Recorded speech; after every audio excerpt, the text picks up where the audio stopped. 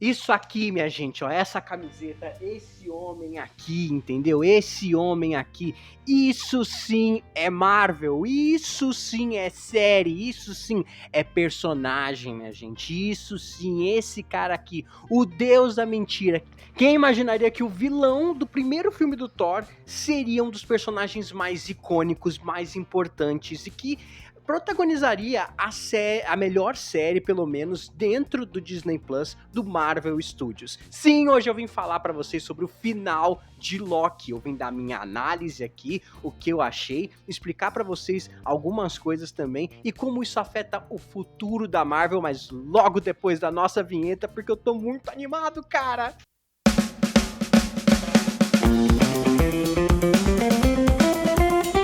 Gente, o que foi? O que foi isso? O que foi isso? Eu não sei o que foi. Eu não sei o que eu assisti. Eu tento pensar, mas eu não consigo processar tamanho o ápice, tamanho glorioso momento que foi esse final de Loki, gente. Não tem como você não sair de Loki impactado.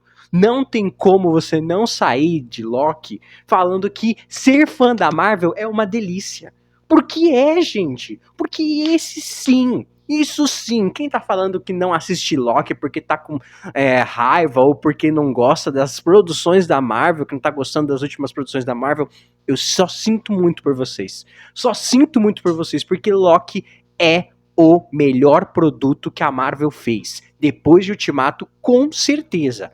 Cara, eu coloco minha mão no fogo por essa série. Minha mão no fogo por essa série. Entendeu? Cara, que final, mas lógico que eu tinha que vir aqui para conversar com vocês, né, para explicar tudo aqui.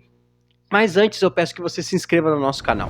Já pra gente logo falar sobre o episódio, se inscreve aí no canal, ativa o sininho e deixa o like nesse vídeo, entendeu? Não perde tempo, ajuda a gente a conseguir mais inscritos aqui. Envia esse vídeo pros seus amigos que sabem, que assistiram Loki, que você sabe que assistiram Loki, que estão precisando ali processar tudo o que aconteceu. Agora vamos lá conversar. Gente, eu não tenho, assim, eu passei a noite, a manhã inteira, tô gravando esse vídeo à tarde, pensando, escrevendo roteiro de como eu iria falar desse final de Loki, né? Esse último episódio eu vou ter que dividir em 2 vídeos. Eu vou ter que falar dele como um todo, ali, né, do que aconteceu, das minhas impressões, de como ele é montado, e o final dele, em como isso impacta, né? Outro vídeo falando do final, como impacta no futuro da Marvel, né? E eu acho que não teria maneira melhor de começar esse episódio, senão pelo título. O título que começou a série lá em 2021 e encerra a segunda temporada e praticamente encerra sua série em 2023. O Glorioso Propósito. Sim, esse foi o título do primeiro episódio e do último episódio, encerrando assim o Ouroboros. Lembra a serpente que morde a própria cauda e simboliza a eternidade, o looping sem fim do tempo? É isso que a série do Loki é. Essas 2 temporadas são um grande Ouroboros. Mas não é um Ouroboros enfadonho, pelo contrário, é maravilhoso, é estupendo, é glorioso, é o ápice dessa série, entendeu? O último episódio, ele resume que toda a série é, e principalmente resume toda a jornada do Loki, como personagem desde Thor 1. Já no primeiro, no Previously, né? Ele mostra ali as cenas do passado, começa com um Loki se introduzindo no Vingadores 1, falando que ele é Loki de Asgard e tem um propósito glorioso. É sobre isso que o Loki sempre esteve procurando durante toda a sua jornada. Desde que saiu de Asgard até chegar na TVA, ele estava em busca do seu glorioso propósito. E relembrando o episódio 5, o Loki ele tá preso num looping temporal, porque ele aprendeu a controlar o seu time sleeping e ele descobre que agora ele tem domínio sobre o tempo. Ele consegue avançar e retroceder no tempo, até congelar o tempo se ele quiser. Conforme o seu domínio do time sleep vai aumentando, o seu release temporal vai aumentando, o Loki vai ficando cada vez mais poderoso. E até a gente falou que ele poderia se tornar o Loki Prime ali, entendeu? E é lógico que a gente vai comentar isso no final. Mas o Loki ele está preso nesse loop temporal que traz ali ele tentando consertar o Tear a todo momento e falhando de novo e de novo, e de novo, e de novo. Como um belo episódio de looping temporal, eu até achei que tava faltando isso em Loki, né? Toda série de viagem no tempo tem sempre um episódio ali de looping temporal. Legends of Tomorrow tem, 12 Monkeys tem, Dark tem muita série que tem episódio de looping temporal, e Doctor Who tem pra caramba, entendeu? Que é você tentar refazer os seus passos para que no final algo dê certo, algo que não tá dando certo, dê certo. E esse é o primeiro arco inteiro do Loki, ele tentando refazer para que um mecanismo ali para que o tear temporal ele consiga se aumentar e consiga processar todas aquelas ramificações novas. Então eu coloco o Loki aqui como uma das séries de viagem no tempo que transforma e que nos mostra ali as maiores vantagens, os maiores artifícios de viagem no tempo, e esse episódio ele exemplifica muito bem pra gente, trazendo também o dilema do herói, todo o sofrimento, toda a angústia do Loki em ter que passar anos e até séculos aprendendo, por exemplo, mecânica quântica, física quântica ali, para fazer o mecanismo do tear temporal funcionar, e no final ele também não funciona. Por quê? Porque o Ouroboros e o Loki, eles descobrem ali que não adianta o quanto você expande o tear temporal. As ramificações sempre vão ficar maiores e maiores, a quantidade de ramificação é um negócio infinito, ele é exponencial, então o tear nunca daria conta de todas as ramificações que a Sylvie criou, matando aquele que permanece. Então por que eu dei ênfase no fato da Sylvie ter causado isso quando matou aquele que permanece? Porque o Loki, ele tenta voltar naquele momento. Então a gente volta pro final da primeira temporada, e a série, esse último episódio, ele resgata tudo de toda a série. Todos os momentos que a gente passou na série, todos os momentos importantes, desde lá do seu primeiro episódio, do seu início, que o Loki é trazido pra TVA, ele conhece o Mobius, né? Porém, ali naquela luta contra a Sylvie, né, contra aquele que permanece, o Loki que consegue, ele se incorpora ali nele mesmo, entendeu? Então ele troca de lugar com o seu eu do presente, a sua consciência se manifesta naquele seu eu, do ponto que ele quer estar no tempo, né? E o Loki, ele tenta a todo momento ali parar a Sylvie para que ela não mate aquele que permanece. E ele chega para aquele que permanece e fala: meu, por que você não revida? Por que você deixa ela te matar? E aí que aquele que permanece para o tempo e tem uma das melhores cenas e um dos melhores diálogos que eu já vi na Marvel. E de longe é um dos melhores diálogos, assim, da fase 4 e 5, tá? Que eles começam a conversar. Aquele que permanece revela pro Loki que tudo aquilo é o plano dele.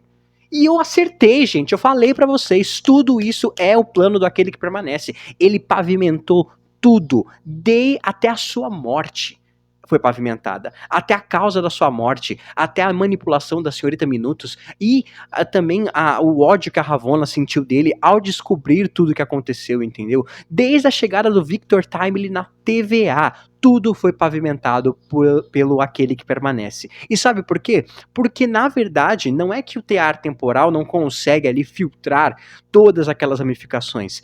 Existe um protocolo de segurança no tear.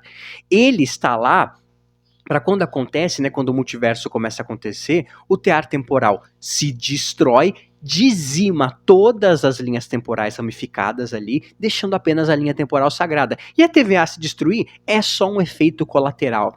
E assim, a linha do tempo sagrado está mantida e o trabalho daquele que permanece também.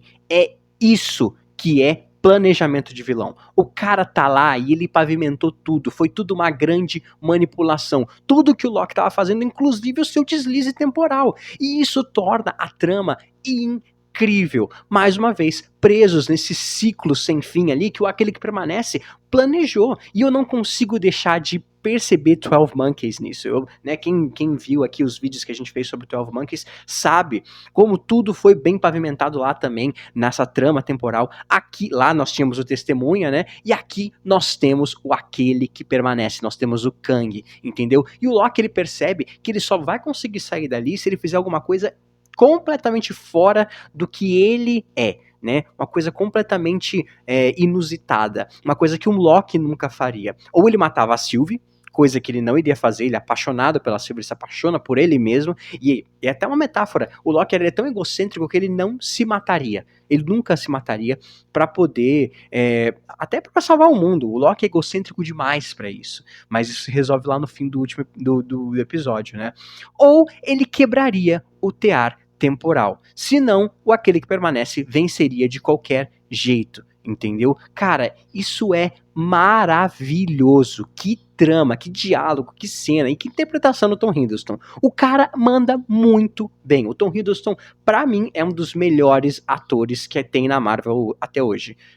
Benedict Cumberbatch também é um deles, mas, cara, o Tom Hiddleston, ele é o Loki. A gente fala que o Homem de Ferro é o Tony Stark, o Robert Downey Jr., olha lá como se confunde, é o Homem de Ferro, mas o Tom Hiddleston também é o Loki. E diante daquele dilema, o Loki ele começa a avançar um pouco mais no tempo, ele conversa com a Sylvie, ele conversa com o Mobius lá do comecinho do primeiro episódio para tentar ver diferentes pontos de vista, né? Para conseguir tomar uma decisão. O que ele faria? Ele deixaria aquele que permanece vencer e a linha sagrada seguir?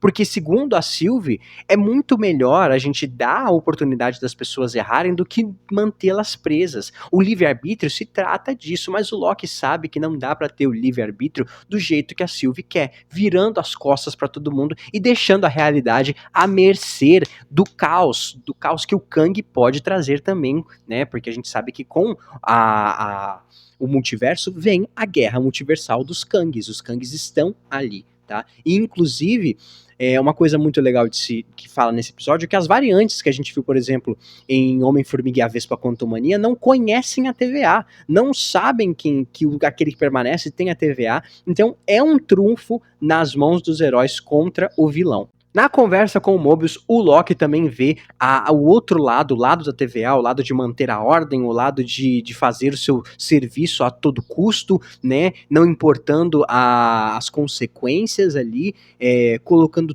tudo acima, colocando o serviço acima de tudo, né, acima das pessoas, acima da vida das pessoas, inclusive, e ele conta a história da Ravonna, né, o Mobius conta a história da Ravonna, que podou um molequinho de 8 anos, porque ele saiu da sua linha temporal, mas ele não tinha feito nenhum crime, ele apenas seguiu uma outra escolha, e a gente tem esse embate, esse é o incorporamento, né, a incorporação de todo o embate de ordem versus caos que existiu na série. Ravonna e Sylvie, Mobius e Loki. Sempre foi esse embate e é esse dilema que a série traz pra gente e é esse dilema que o Loki tem que enfrentar. E isso eu acho um puta acerto. Até que o Loki ele entende o que ele tem que fazer. Ele vai quebrar o tear temporal. E ele vai lá e ele quebra. Ele volta para o momento que o tear tá quase colapsando. Ele entra no lugar do Victor Timely. Ele consegue ter ali a sua despedida anteriormente com todos que ele se importa, né? A Sylvie, o Mobius e até com aquele que permanece. Ele tem um encerramento ali,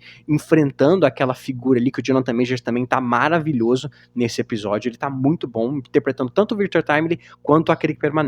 E o Loki, ele anda naquela passarela sabendo que ele é o Deus, que ele consegue ser, que ele consegue aguentar aquilo ali, entendeu? Ele tem a fisiologia necessária para aguentar essa radiação temporal. Ele vai e ele começa a se materializar como o Deus nórdico, o Loki, que chega ali com aqueles chifres, com aquele elmo enorme dele, com a roupa toda verde. Ele vai andando, ele rasga, ele destrói o tear temporal, rasga o tempo e espaço no meio ali, se enfia no meio, ele vai agarrando todas aquelas ramificações que saíram, que estavam morrendo ali, ele vai pegando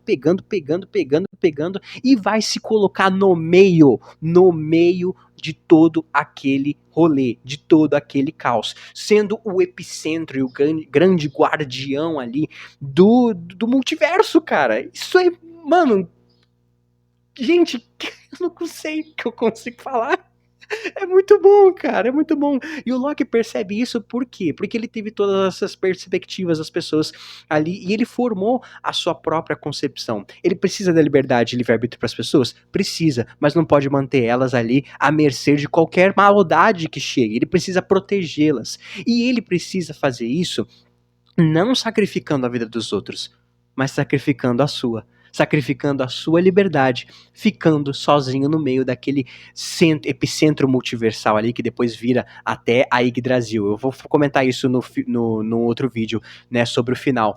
E o Loki, ele percebe que o seu propósito glorioso que ele sempre buscou, lembra, o Loki sempre buscou o trono, sempre buscou estar num trono. Isso é abordado em toda a sua vida. Mas dessa vez ele escolhe um trono não por seu egoísmo, pela vontade de governar. Ele escolhe o trono por altruísmo e para salvar os outros, principalmente os seus amigos e a TVA, porque a TVA é a linha de frente necessária para derrotar o Kang nas guerras multiversais. Percebe? Percebe a finesse? Percebe o encerramento de cerco ali, de ciclo de um personagem, de arco? É tão grandioso quanto o do Tony Stark, gente. É tão grandioso quanto o do Tony Stark. O Loki virou um dos personagens mais queridos no gosto do povo durante os anos, e agora ele é um dos personagens mais importantes dentro do próprio cânone da Marvel, do lore da Marvel, da sua mitologia multiversal ali. E o Loki deusão ali, o Loki deus, o Loki rei, o Loki Prime, aquele que permanece, ele fica sozinho, se tornando o único que permanece para segurar as linhas do tempo, enquanto a TVA vai trabalhando ali para procurar as outras variantes do Kang. Isso é roteiro, isso é fechamento, isso é poético. E não foi só nesse final ali que a gente consegue ter uma coisa super bem desenvolvida. A própria Sylvie tem um encerramento muito bacana, porque agora ela consegue viver a vida dela, né? Viver a vida dela graças ao sacrifício do Loki. E o Mobius, finalmente, né, depois do que o Loki faz ali, ele consegue ter a sua paz, porque ele vai deixar um pouco, pelo menos, a TVA, eu acho que ele retorna a partir de algum momento ali no MCU, mas ele vai deixar um pouco a TVA, porque ele precisa saber o que ele tá perdendo, ele precisa saber a vida que foi tirada dele, ele precisa saber pelo que ele tá lutando para defender na TVA, e ele vai lá e ele encontra a vida dele, e é talvez uma das cenas mais lindas da série, que tá em um silêncio completo, e o Mobius só observando a sua casa, da sua variante com seus filhos, né? E ele não liga mais pro tempo. Lembra da primeira palavra, primeira frase, uma das primeiras explicações que o Mobius dá pro Loki quando ele chega na TVA? É que o tempo funciona diferente na TVA. E aqui o Mobius aproveita o tempo que ele tem. O Mobius fala, só mais um pouco, só mais um tempinho. Porque ele quer continuar observando. E ele vai fazer alguma coisa depois disso? Eu preciso saber o que vai acontecer com o Mobius depois? Não, gente. O encerramento tá aí. Não interessa o que ele vai fazer depois. Tá aqui. Tá feito, o arco tá concluído, o Mobius ele finalmente se encontrou. Cara, que poético, é muito poético, gente. Loki ele tem uma escrita muito refinada de roteiro. Parabéns, parabéns aos roteiristas e que bom que eles vão voltar em Demolidor Nascido de Novo, tá? Esses roteiristas também estarão na série do Demolidor. E é lógico que a gente termina também com a Ravonna lá no limbo, e acho que até encontrando o Alioth, ou será que ela pode estar encontrando o Kang também? Eu acho que a Ravonna pode voltar, tá? Mas primeiro ela vai ter que pagar por tudo que ela fez, certo? E é lógico que eu não posso deixar de comentar sobre uma fala interessantíssima que foi colocada ali na TVA, entre a B15 e o Mobius, é que eles encontraram uma variante, eles rastrearam uma variante do aquele que permanece, ou seja, o Kang, eles estão caçando as variantes do Kang ali, e agora parece que ele tinha feito alguma coisa em um reino adjacente à Terra 616. Que reino que é adjacente na Terra 616? O reino quântico. E que variante que tem lá? O Kang o Conquistador, que lutou enquanto Mania. Então, a TVA sabe do que aconteceu no reino quântico enquanto Mania, tá? Então, acho que aconteceu bem ali, bem pertinho um do outro esses acontecimentos, tá bom? Então, tá tudo traçado agora para que o Kang chegue,